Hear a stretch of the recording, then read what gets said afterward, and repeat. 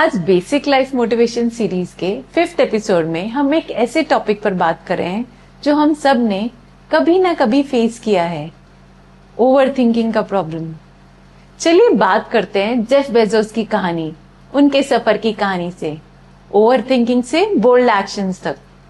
Amazon start करने से पहले जेफ बेजोस न्यूयॉर्क में एक हेज फंड में हाई पेइंग जॉब कर रहे थे। उनके दिमाग में आइडिया आया, एक ऑनलाइन बुक स्टोर शुरू करते हैं। लेकिन बहुत दिनों तक वो डिसाइड ही नहीं कर पा रहे थे। वो बार बार सोचते जा रहे थे, अगर फेल हो गया तो 1 साल बाद ट्राई करूं, रिस्क का क्या होगा। उनका दिमाग ओवर थिंकिंग के लूप में फंस गया था।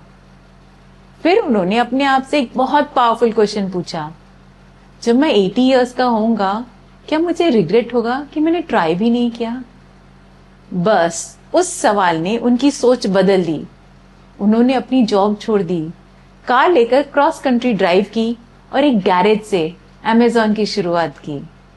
आज अमेज़न दुनिया की सबसे बड़ी कंपनीज में से एक है। सिर्फ इसलिए नहीं कि जेफ बेजोस के पास सारे आंसर्स थे, बल्कि इसीलिए क्योंकि उन्होंने डर के बावजूद भी एक्शन लिया। तो मॉरल ये है, सक्सेसफुल लोगों को भी डाउट्स फील होते हैं। डिफरेंस सिर्फ इतना सा है, वो ओवर थिंकिंग की वजह से एक्शंस लेना बंद नहीं करते। चलो हम भी एक चैलेंज लेते हैं। एक पूरे वीक तक अपने ओवर थिंकिंग की आदत को कंट्रोल करेंगे और देखते हैं लाइफ कैसे चेंज होती है। अपने एक्सपीरियंसेस जरूर शेयर कीजिएगा। स्वागत है आपका मेरे चैनल में, जिसका नाम है मोटिवेट विद शची से। नमस्ते, मैं हूँ शची सेठ, राइटर, एंटरप्रेन्योर, लाइफ कोच और आपकी अच्छी दोस्त। ओवर थिंकिंग एक कॉमन स्ट्रगल है जो आज के फास्ट पेस्ड वर्ल्ड में हम सब फेस करते हैं।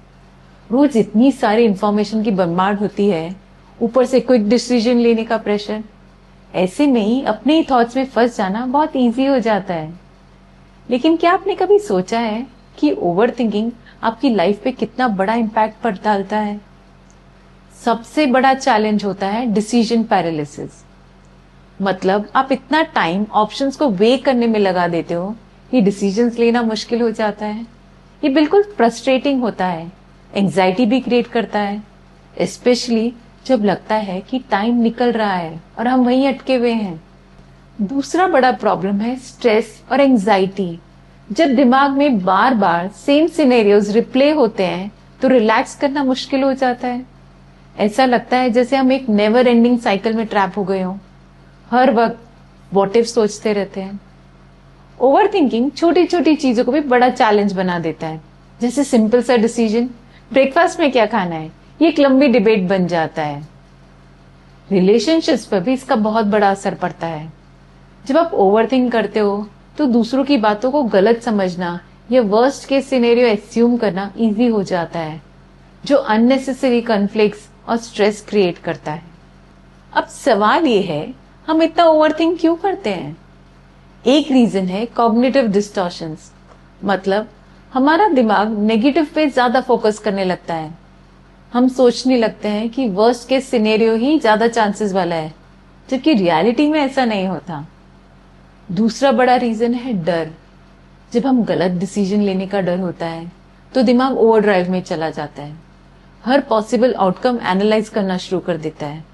ऐसे लगता है जैसे दिमाग हमें प्रोटेक्ट कर रहा है, पर असल में वो हमें पीछे खींच रहा होता है। फॉर एग्जाम्पल, सोचो आप करियर स्विच करने का प्लान कर रहे हो। आपका माइंड तुरंत सब रिस्क और डाउनसाइड सोचने लगेगा और सडनली वो डिसीजन बहुत ही स्कैरी और ओवरवेलमिंग लगने लगेगा। इसलिए चलिए आज हम ओवर थिंकिंग को डिटेल में समझते हैं और सीखते हैं कि कैसे इसे फाइट बैक कर सकते हैं।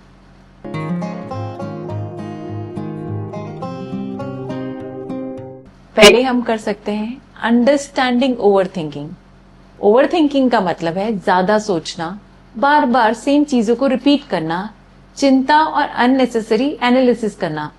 ये अक्सर स्ट्रेस, एंजाइटी और ओवरवेलमिंग फीलिंग क्रिएट करता है।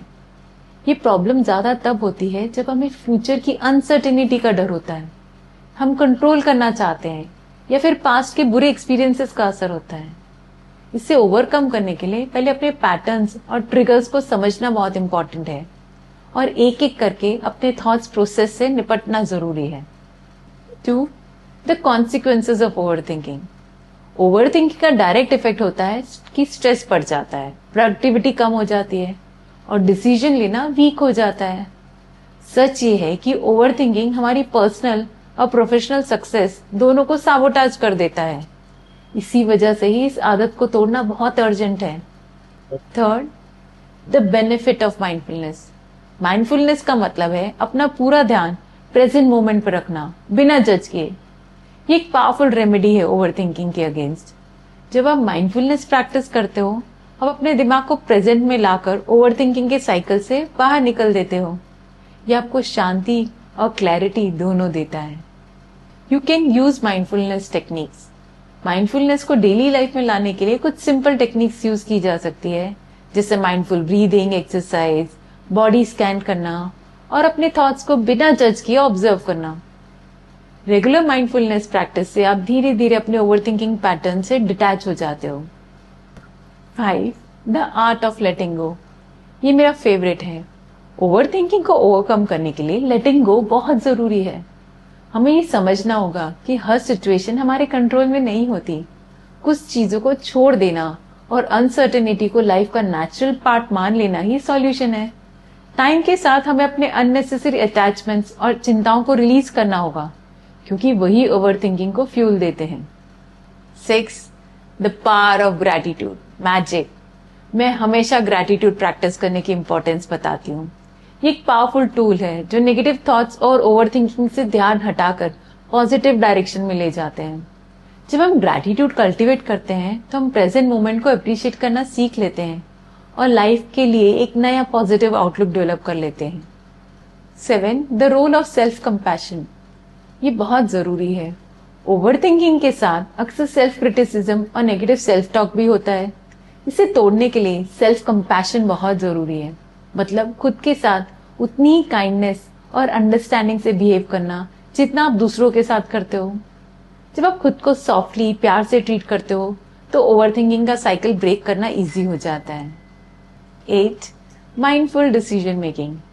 डिसीजन लेना ही अक्सर ओवरथिंकिंग का ट्रिगर बन जाता है. इसे अवॉइड करने के लिए हमें एक स्ट्रक्चर्ड अप्रोच अडॉप्ट करना चाहिए, जैसे अपने वैल्यूज और प्रायोरिटीज क्लियर करना बिफोर मेकिंग अ चॉइस. और हमेशा याद रखो, गुड इनफ डिसीजन भी सही होता है. हर चीज परफेक्ट होने की जरूरत नहीं होती. परफेक्शनिज्म को साइड पे रखकर प्रैक्टिकल अप्रोच लेना ज्यादा हेल्दी ऑप्शन है. 9. The power of visualisation.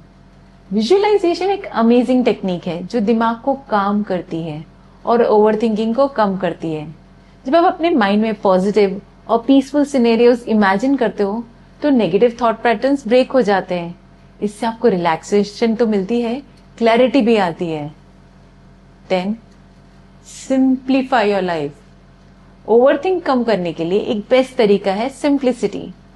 जब हम अपना फिजिकल एनवायरनमेंट और डेली रूटीन सिंपल रखते हैं तो दिमाग भी शांत रहता है.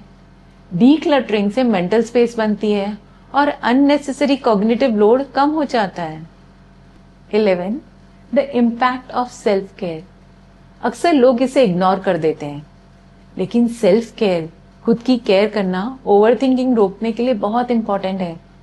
अपने लिए रेस्ट, रिलैक्सेशन और ऐसे एक्टिविटीज लेना जो माइंड और बॉडी को रिचार्ज करे मेंटल वेलबींग के लिए बहुत इंपॉर्टेंट है. 12. Setting boundaries. ओवरथिंकिंग अक्सर तब होता है जब हम दूसरों को प्लीज करने या ज्यादा रिस्पॉन्सिबिलिटीज लेने लगते हैं. इससे बचने के लिए पर्सनल बाउंड्रीज सेट करना और उन्हें मेंटेन करना बहुत इंपॉर्टेंट है. 13. The role of mindful communication. गलतफहमी और कॉन्फ्लिक्ट्स भी ओवरथिंकिंग को ट्रिगर करते हैं, इसलिए इफेक्टिव कम्युनिकेशन का रोल बहुत इंपॉर्टेंट है. एक्टिव लिसनिंग और एम्पैथिक कम्युनिकेशन प्रैक्टिस करने से इंटरेक्शंस क्लियर होते हैं और अननेसेसरी ओवरथिंकिंग कम हो जाती है. 14. Time management and prioritisation. अगर वर्कलोड ज्यादा है तो ओवरथिंकिंग और स्ट्रेस बढ़ने लगता है, तो इसे कंट्रोल करने के लिए इफेक्टिव टाइम मैनेजमेंट और प्रायोरिटाइजेशन जरूरी है. मतलब पहले इंपॉर्टेंट टास्क कंप्लीट करो और टाइम को स्मार्टली मैनेज करो ताकि मेंटल क्लटर कम हो. 15. Coping with negative self talk. Negative self talk overthinking का एक बड़ा ट्रिगर है. हमें अपने नेगेटिव थॉट्स को पहचानना और उन्हें चैलेंज करना सीखना होगा। जब हम अपने अंदर एक पॉजिटिव और कंस्ट्रक्टिव डायलॉग बनाते हैं तो ओवर थिंकिंग नेचुरली कम हो जाता है। 16 द रोल ऑफ स्लीप। नींद बहुत जरूरी है। स्लीप और ओवर थिंकिंग का डायरेक्ट कनेक्शन है। अगर आप नींद प्रॉपरली नहीं लेते तो कॉग्निटिव फंक्शन यानी ब्रेन का काम करने का तरीका वीक हो जाता है। इसलिए स्क्रीन टाइम कम करो, लेट नाइट कैफीन भी अवॉइड करो और स्लीप हाइजीन इंप्रूव करो ताकि रेस्टफुल स्लीप मिले और दिमाग शांत रहे। 17 physical wellbeing and overthinking. Physical health का डायरेक्ट इम्पैक्ट मेंटल हेल्थ पे पड़ता है। रेगुलर एक्सरसाइज और फिजिकल एक्टिविटी स्ट्रेस और एंजाइटी को कम करते हैं और आपको बैलेंस्ड और पीसफुल स्टेट ऑफ माइंड देते हैं। 18 सीकिंग प्रोफेशनल हेल्प। कभी कभी ओवर थिंकिंग एक बड़े मेंटल हेल्थ इश्यू का सिम्टम हो सकता है। अगर ये क्रॉनिक हो जाए और लाइफ को इम्पैक्ट करने लगे तो प्रोफेशनल हेल्प लेना बहुत जरूरी है। थेरेपिस्ट और काउंसलर्स आपको स्पेशलाइज सपोर्ट देते हैं, इसलिए हेल्प लेने से कभी हेजिटेट नहीं करना चाहिए। 19 एम्ब्रेसिंग इम्परफेक्शन। परफेक्शनिज्म अक्सर ओवर थिंकिंग का मेन कारण होता है। हमेशा परफेक्ट होने की कोशिश करते रहना बस सेल्फ क्रिटिसिज्म और ओवर एनालिसिस बन जाता है। इसलिए मैं हमेशा कहती हूँ इम्परफेक्शन को एम्ब्रेस करो। फ्लॉलेस बनने की अनरियलिस्टिक रेस को छोड़ दो, तभी दिमाग शांत फील करेगा। 20 mindfulness in relationships. Over thinking का रिलेशनशिप्स पे बहुत बड़ा इफेक्ट होता है, इसलिए जरूरी है कि हम अपने रिलेशनशिप्स में एम्पैथी और माइंडफुलनेस प्रैक्टिस करें। जब हम शांति से सुनते हैं, क्लियरली कम्युनिकेट करते हैं और माइंडफुल होते हैं तो मिसअंडरस्टैंडिंग्स और कॉन्फ्लिक्ट्स कम होते हैं। रिजल्ट हेल्दियर और stronger relationships. 21 dealing with regret and forgiveness. Regret या खुद को या दूसरों को फॉरगिव ना कर पाना भी ओवर थिंकिंग को फ्यूल देता है। अगर हमें मेंटली फ्री रहना है तो रिग्रेट को छोड़ना होगा और फॉरगिवनेस प्रैक्टिस करना बहुत जरूरी है। जब हम फॉरगिव करते हैं तो अपने माइंड को अननेसेसरी बर्डन से रिलीज कर देते हैं। 22 overcoming the fear of future. Future के बारे में ज्यादा सोचना अक्सर एंजाइटी क्रिएट करता है। कल क्या होगा, इसका डर एंडलेस ओवरथिंकिंग में हमें डाल देता है। सच ये है कि फ्यूचर हमारे कंट्रोल में है ही नहीं। हमारे कंट्रोल में सिर्फ प्रेजेंट मोमेंट है। जब हम अपना ध्यान वापस प्रेजेंट में लाते हैं, अपनी ब्रेथ, सराउंडिंग्स या करंट टास्क पे फोकस करते हैं तो अननोन का डर खत्म हो जाता है। प्रेजेंट में जीना माइंड को काम करता है, चिंता दूर करता है और हमें ज्यादा क्लैरिटी और कॉन्फिडेंस देता है। 23 कल्टिवेटिंग अ माइंडफुल लाइफस्टाइल। अपनी डेली लाइफ में माइंडफुलनेस लाना बहुत इंपॉर्टेंट है। माइंडफुलनेस का मतलब सिंपल है, जो आप इस मोमेंट में कर रहे हो ना, उस चीज पे पूरा ध्यान दो इंस्टेड ऑफ दिमाग को हर तरफ भागने देना। फॉर एग्जाम्पल, आप खाना खा रहे हो तो सिर्फ खाने का टेस्ट एंजॉय करो, साथ में फोन स्क्रॉल मत करो। जब आप वॉक कर रहे हो तो अपने स्टेप्स और फ्रेश एयर पे ध्यान दो, कल की टेंशन छोड़ दो। जब किसी से बात कर रहे हो तो उन्हें ध्यान से सुनो, ये सोचने की बजाय कि आप अगला क्या बोलने वाले हो। इस तरह माइंडफुल वे में जीने से धीरे धीरे स्ट्रेस और ओवरथिंकिंग कम होती है। आप अंदर से पीसफुल फील करते हो और टाइम के साथ आपके हेल्थ, रिलेशनशिप्स और हैप्पीनेस इंप्रूव होती है। तो इस वीडियो की लर्निंग ये है कि ओवरथिंकिंग एक ऐसी आदत है जो अवेयरनेस और प्रैक्टिस से अनलर्न की जा सकती है। माइंडफुलनेस, ग्रैटिट्यूड और सेल्फ कंपैशन ओवरथिंकिंग के पावरफुल एंटीडोट्स हैं। जर्नलिंग, विजुअलाइजेशन और बाउंड्री सेट करना जैसे प्रैक्टिकल टेक्निक्स हेल्प करता है थॉट्स मैनेज करने में। इम्परफेक्शन को एक्सेप्ट करना और प्रेजेंट मोमेंट पे फोकस करना ही मेंटल क्लैरिटी और पीस की तरफ ले जाता है। मेरे लिए टर्निंग पॉइंट तब आया जब मेरी एक फ्रेंड ने मुझे पॉइंट आउट किया कि मैं बार बार अनहाइपोथेटिकल सिनेरियोस में फंस जाती हूँ जो शायद कभी हुई ना। वो एक लाइट बल्ब मोमेंट था। मुझे समझ आया कि मेरे पास चॉइस है कि मैं क्या सोचती हूँ। मुझे ओवरथिंकिंग को अपनी लाइफ कंट्रोल करने की परमिशन देने की जरूरत ही नहीं है। उस कन्वर्सेशन ने मुझे एक सेल्फ डिस्कवरी और ग्रोथ की जर्नी पे डाल दिया। मैंने नोटिस करना शुरू किया जब मेरा माइंड ओवरथिंकिंग में स्पाइरल करने लगता था और मैंने सीखा जेंटली अपने आप को वापस प्रेजेंट मोमेंट में लाना। तो ओवर थिंकिंग एक कॉमन स्ट्रगल है जो हमारी डेली लाइफ को डीपली इम्पैक्ट करती है।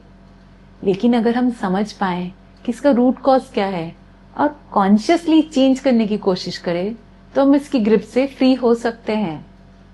क्या आपने कभी ओवर थिंकिंग से स्ट्रगल किया है? आपको किसने हेल्प किया? अपनी स्टोरी कमेंट बॉक्स में जरूर शेयर कीजिए।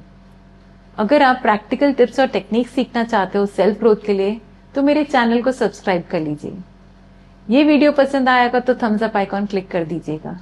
एक बेल आइकॉन है, वो जब भी मैं पोस्ट करूंगी आपको नोटिफिकेशन मिलेगी, तो उसको भी क्लिक कर दीजिए। मेरा वीडियो देखने के लिए थैंक यू सो मच।